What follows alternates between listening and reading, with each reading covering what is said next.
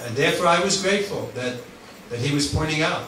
I remember one time in Japan, by that time I had been given sannyas. I thought I was important, I had sannyas. You know? And so Prabhupada came there with his entourage, some servants, but I think I was the only sannyasi there. So one morning, Prabhupada had a cabin across the way from us, and I saw that he opened the cabin and opened the door. So then it was about 6 in the morning. So I knew he was ready to receive people, so to speak. He was awake. So otherwise he was alone there. So I thought, wow, I'm going to be the first one to see Prabhupada. I thought I was a little important. So I opened the door and I came in. I paid my obeisances and I got up and I must have, Prabhupada immediately read my mind. So he said, "Oh, it is you." My God, I sound like a chapati with all the air as soon as that. and then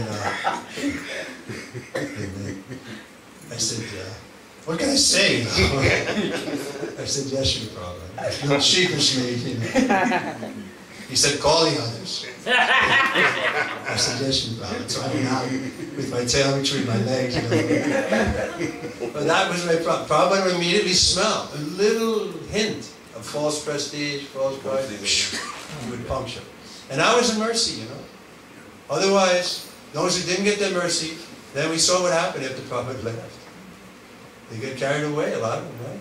Oh, I'm important, I'm a guru, and next thing you know, they had girlfriends and guns and whatever. So I feel very fortunate that Prabhupada was always on my case. And sometimes even after he left, like in dreams, I'm still getting chastised. That's my relationship. But I'm happy to be a dog of Prabhupada. Srila Prabhupada ki. Yeah.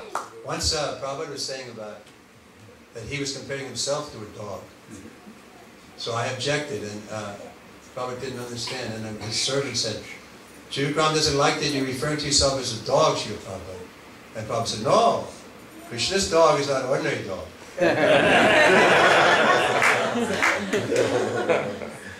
So I also feel Prabhupada's dog is not an ordinary dog.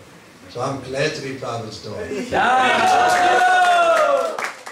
But he can always keep me on the chain and pull me this way and that way. So, any comments or questions? There's more to read, but we can discuss. So you said that persons who see Srila Prabhupada, according to their consciousness, so they see differently. So what about somebody who's seen Srila Prabhupada like with a very bright face and almost floating around?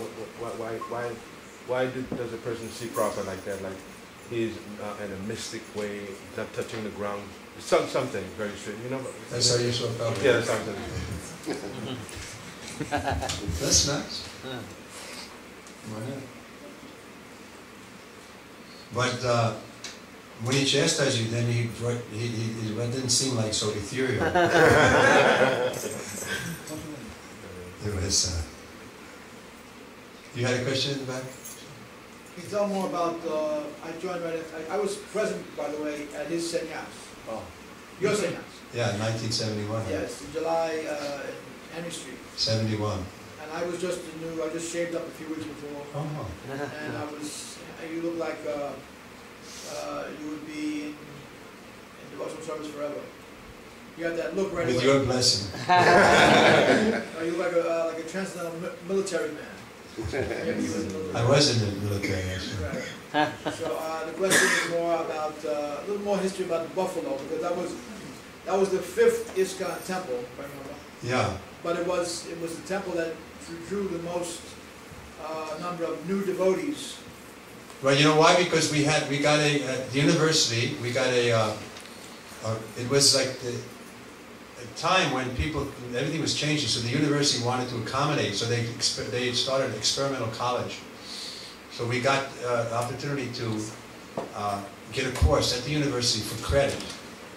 And so we gave out class cards to all our friends. There was about 70 people, and the course was Bhagavad Gita as it is. And Vedic teachings in Vedic literature or something, but the course book was Bhagavad Gita. And we'd go there, we had Bhagavad Gita class, then we'd have Prasadam, then we'd have Kirtan. So it was just like a temple. And we had 70 students coming for an hour and a half, 2 nights a week. And they had to come to get credit. They had to buy the Bhagavad Gita. So it was like extraordinary circumstances. From that class, so many people became devotees. Rupanuga was... Yeah, he was a town president. And he was also given a class? Yeah. There's some kind of accreditation with the school. It was all Prabhupada's mercy. He came here also. Any questions about the philosophy though, before we get into historical antidotes? Just let me make this point though. Now this as I was saying, this 9th chapter is very important. Please study it. All of you have Bhagavad Gita, I hope. You know, try to understand the philosophy, because especially here, you're in a community where there's so many hodgepodge ideas amongst the Hindus. So, but they all respect Bhagavad Gita. So if you become a little conversant in Bhagavad Gita, and you can quote some verses and you know, present to them, then they have to appreciate. Like today we were at a, what was it, Durga Mandir or something? But the guy had a Bhagavad Gita as it is, and he was very respectful, and he said, oh yeah, I read your Bhagavad Gita all the time, and he really appreciated our chanting, and it was a good program. So there's a seed is there. So many Bhagavad Gitas have been distributed. Everybody knows what Prabhupada's unique position. So, but we have to represent Prabhupada properly. When they say, well, what's wrong with worshiping Lord Shiva? You know, we have to have a friendly answer that satisfies them. And so that requires us to have some knowledge. So please study. Anyway, you were going to say something? Yeah, Maharaj, those who don't have initiation yet, could you tell a little bit like importance, what's the importance of getting initiated? You want me to say the importance or the unimportance? Because sometimes also, yeah, that side is there.